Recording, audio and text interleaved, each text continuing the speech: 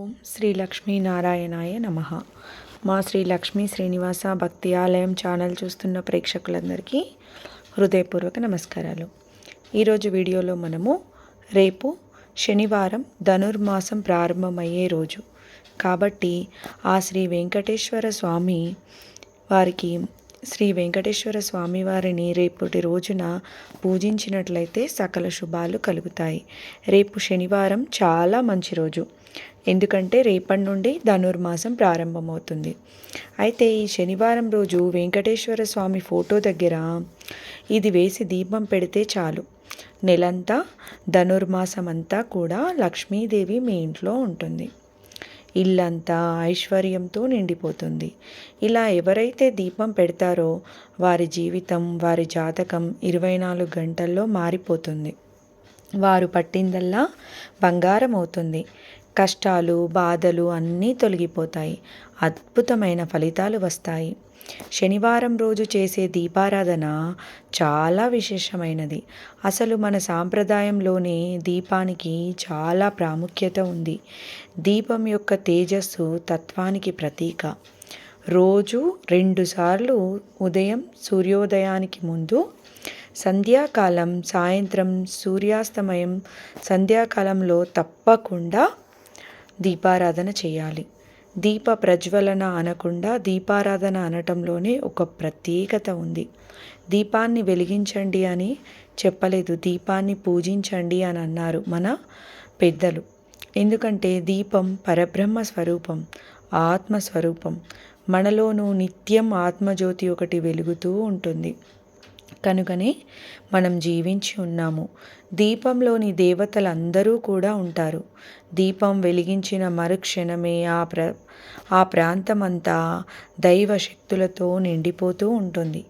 దీపం పెడితే చాలు, దేవతలందరూ వస్తారు. దీపారాధనకు ప్రత్యేకమైన నియమాలు ఏమీ లేవు. ఉదయం స్నానం చేసిన తర్వాత వెలిగించినట్టే సాయంత్రం స్నానం చేసిన తర్వాత దీపాన్ని వెలిగించాలి. సాయంత్రం స్నానం చేయలేని స్థితిలో ఉంటే కనీసం కాళ్ళు, చేతులు, ముఖము, నోరు కడుక్కొని దీపారాధన చేయాలి.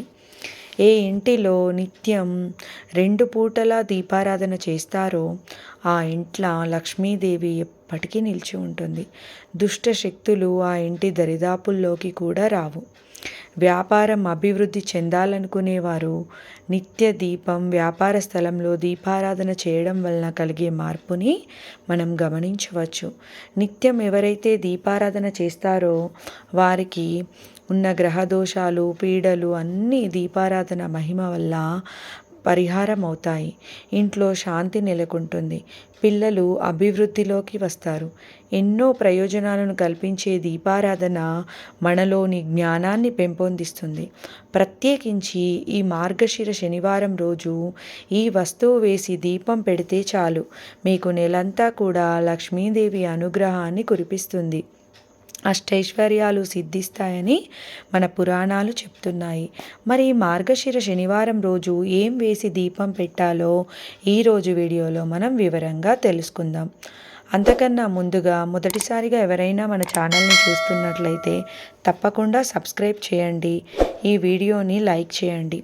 ముందుగా లక్ష్మీదేవి విష్ణుమూర్తి వక్షస్థలంలో ఎలా స్థానాన్ని పొందిందో తెలిపే కథను ఇప్పుడు ముందుగా తెలుసుకుందాం.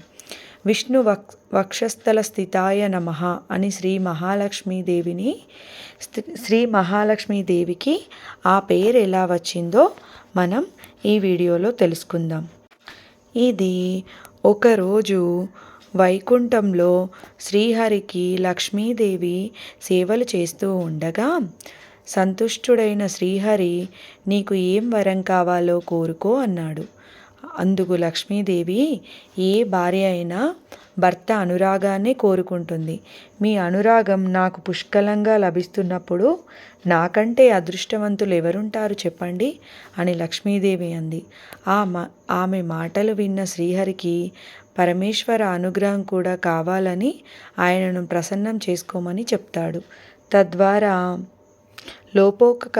లోపోపకారం జరుగుతుందని శ్రీహరి పలుకుతాడు.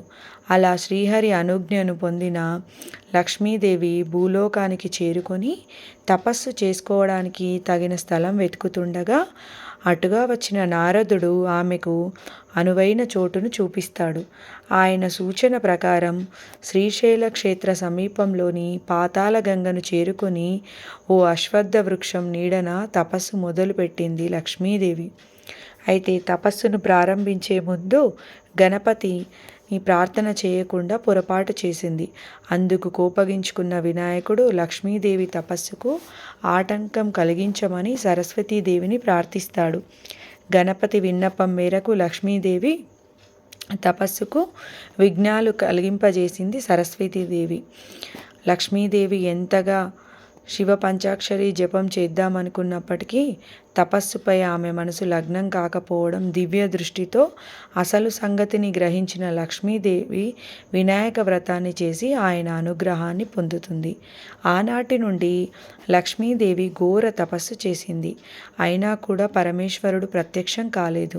ఆమె చుట్టూ పుట్టలు పెరిగే అనంతరం ఆమె దేహం నుండి దివ్య తేజోమయి అగ్ని బయటికి వచ్చి సమస్త లోకాలను దహించడానికి బయలుదేరింది. అది చూసిన దేవతలు, ఋషులు పరమేశ్వరునికి మొరపెట్టుకున్నారు. అప్పుడు పరమశివుడు నందీశ్వరుణ్ణి భూలోకానికి పంపాడు.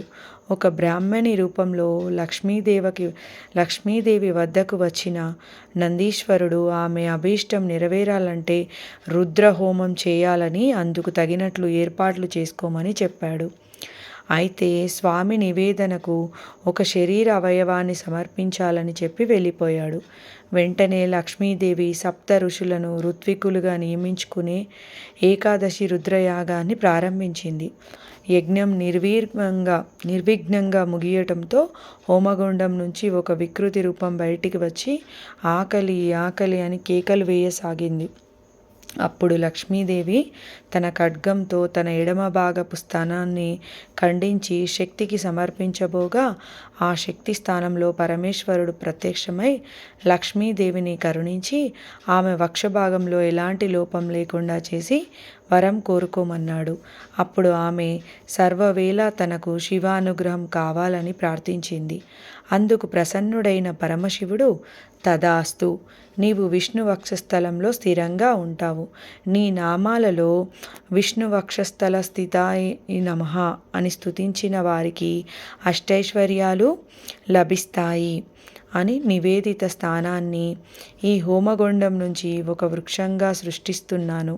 దీన్ని భూలోకవాసులు బిల్వ వృక్షంగా పిలుస్తారు. 3 దళాలతో ఉండే ఈ మారేడు దళాలతో పూజించే వారికి సర్వశుభాలు కలుగుతాయని చెప్పాడు. ఇక శనివారం రోజు చాలా విశేషమైంది. వెంకటేశ్వర స్వామికి చాలా ఇష్టమైంది. ఈరోజు మంచి రావి ఆకును కానీ లేదా తమలపాకును కానీ తెచ్చుకొని వెంకటేశ్వర స్వామి ఫోటో ముందు పెట్టాలి. ఆ తర్వాత ఆకు మీద ఓం గుర్తు కానీ లేదా స్వస్తిక్ గుర్తు కానీ వేయాలి. ఆ తర్వాత ఆకు మీద పిండి ప్రమిదను పెట్టండి. పిండి ప్రమిదను ఎలా తయారు చేసుకోవాలంటే ముందుగా వరిపిండిలో పాలు, బెల్లము, అరటిపండు కలిపి చలిమిడిగా తయారు చేసుకోండి. ఆ తర్వాత చలిమిడిని ప్రమిద షేప్లో తయారు చేసి మీద పెట్టండి, ఆకు మీద పెట్టండి. మీకు పిండి ప్రమిద తయారు చేసే అంత తీరు లేకపోతే మామూలు ప్రమిదనే పెట్టండి. ఇలా పిండి ప్రమిదను కానీ మామూలు ప్రమిదను కానీ పెట్టి ఆవు నెయ్యి వేసి 3 వత్తులు వేసి దీపం వెలిగించండి. ఇలా దీపం వెలిగించిన తర్వాత ఒక తులసి ఆకును ఆ దీపంలో వేయండి. పచ్చిది కాకుండా ఎండిపోయిన తులసి ఆకులు వేసినట్లయితే చాలా మంచిది. పచ్చి తులసి ఆకులు వేసినా తప్పేమీ లేదు. ఇలా ఒక్కో శనివారం రోజు దీపం పెడితే ఆ దీపానికి పసుపు, కుంకుమ, పూలు సమర్పించి నమస్కారం చేసుకుంటే ఆ నెలంతా కూడా మీకు చాలా అద్భుతంగా ఉంటుంది. నెలంతా లక్ష్మీదేవి అనుగ్రహం మీపై ఉంటుంది. సకల ఐశ్వర్యాలు మీకు సిద్ధిస్తాయి. ధనానికి లోటు రాని రానే రాదు. కాబట్టి ప్రతి ఒక్కరూ కూడా శనివారం రోజున ఈ ఒక్క దీపాన్ని వెలిగించినట్లయితే ఆ వెంకటేశ్వర స్వామి అనుగ్రహం తప్పకుండా కలుగుతుంది. వెంకటేశ్వర స్వామి అనుగ్రహం, లక్ష్మీదేవి అనుగ్రహాన్ని పొంది ఆనందంగా జీవించండి. సర్వే జనాః సుఖినో భవంతు.